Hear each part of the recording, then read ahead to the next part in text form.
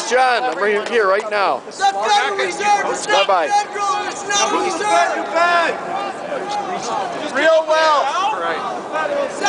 What a great job, you guys. Well, now you know if you look around. Now you know why I didn't want to sit out here for 2 or 3 hours and hand out literature. There's nobody here other than the law enforcement folks. Good work. There's us! So let me just say a few things before we have our last speaker here.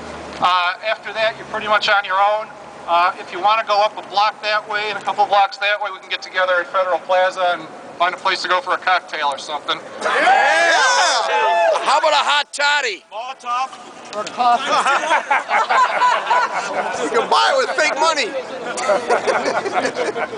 All right, before I bring our final speaker up here, as you guys can see, we've made contact with a lot of people. A lot more people know about the Federal Reserve, that it's a private company with no oversight, that didn't know that a couple hours ago. Thanks, Chris. So thank you all for being so well behaved. We had no incidents.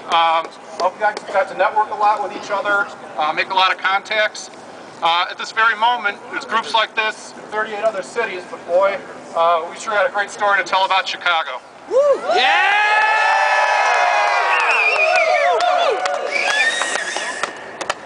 Right across the street, they're destroying our nation. And the Fed! It's a den of vipers and thieves! And the Fed! And the Fed! And the Fed! And the Fed! And the Fed! And the Fed! And the Fed! And the Fed! And the Fed! And the Fed! And the Fed! And the Fed! And the Fed! And the Fed! And the Fed! All right, let me just give one final quote, and I think Ken might have used this in his talk. If it's a rerun, oh well, but it's worthwhile. Sorry about that. If the American people ever allow private banks to control the issue of their money, first by inflation and then by deflation, the banks and corporations that will grow up around them will deprive the people of their property until their children will wake up homeless on the continent their fathers conquered. Thomas Jefferson. Yeah! Now, call me a little biased, but our final speaker is yet another constitutionalist. He's a decorated United States Air Force veteran. He's an entrepreneur. He owns and operates a small business. Well, it's smaller than it used to be a few months ago. He ran against and he debated longtime congressional stooge Phil Crane. And he fought some insurmountable blocks to try and get on the ballot as he was running for United States Congress from the Illinois 14th District this past election. So please welcome a great patriot, and the man who should be Congressman, Dan Druck.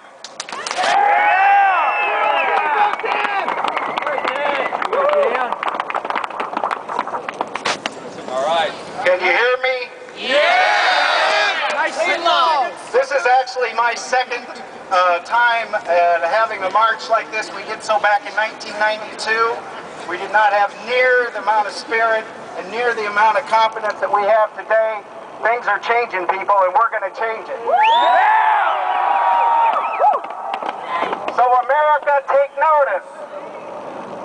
Beyond being taxed for earning a living, beyond being taxed for owning a home, beyond being taxed for making any purchase, beyond being taxed for eating, drinking, making a telephone call, selling your used car, and even dying, there is a tax unknown to many.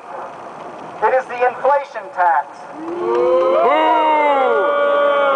A tax made possible only by the privately held Federal Reserve system of fiat money. Now some people may ask, what are you talking about? How does our monetary system create a tax? Well, the privately held Federal Reserve prints money out of thin air and loans it into existence, not just to replace worn out paper money, but to prop up a banking system that must fuel the excesses of government spending and public policy gone awry. The more dollars that are printed into existence, the less those you've worked hard to earn are worth, resulting in the lowering of your standard of living and the decimation of what you've responsibly put into saving accounts for your children's college education funds and your retirement. How repulsive it is to hear in America today the plans to increase wealth redistribution by widening the inequity of the graduated income tax, one of the 10 planks of the Communist Manifesto. But where are these misguided pro-Marxists when it comes to the Federal Reserve's inflation tax, which has the harshest effects on those with the lowest incomes? It is in the hands of those with wealth and influence that first hold these inflated dollars and therefore benefit from their newly printed existence. By the time these dollars are in the hands of the poor, the resulting rise in prices has long since taken its toll. The evils of the central bank are not new to America. However, the nature and focus of our elected officials are not what they used to be. Compare today's politician to an example from history, President Andrew Jackson, who understood the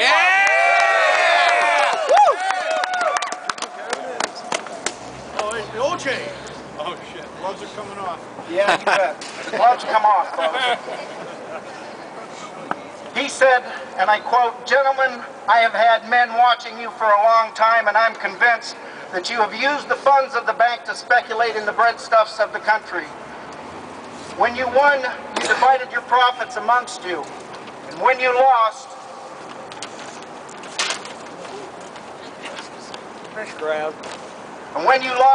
you charged it to the bank. You tell me that if I take the deposits from the bank and annul its charter, I shall ruin 10,000 families. That may be true, gentlemen, but that is your sin. Should I let you go on, you will ruin 50,000 families, and that would be my sin. You are a den of vipers and thieves. I intend to rout you."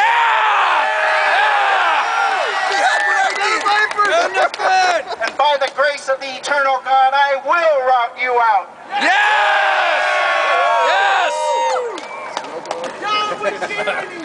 How insidious it is that the Federal Reserve inflation tax has no semblance of lawfulness, as it is not under any direct control of our elected representatives. The immorality of taxation without representation was the primary catalyst that sparked the war for our nation's independence more than 232 years ago. Taxation without representation is no more moral today than it was then, and we Americans, whose freedoms and liberties were purchased with the blood of so many of our brave and patriotic forefathers, have had enough. No more will we tolerate the hidden, underhanded theft of the fruits of our hard work.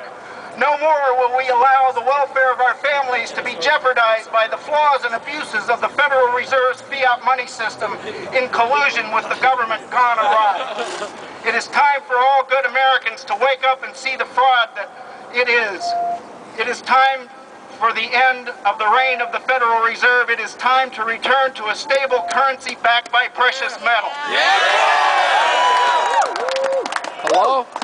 We are nearing a time when the monetary house of cards will inevitably come crashing down. And when it does, we will see hyperinflation similar to that of Germany of 1923, the same year that Adolf Hitler made his first attempt to seize power. Open your eyes and ears to the change that is coming, a change that will certainly replace the America we once knew, the America that guaranteed the freedom and liberty to turn hard work into prosperity, the America that so many have sacrificed so much to establish and preserve. If we do not stop this course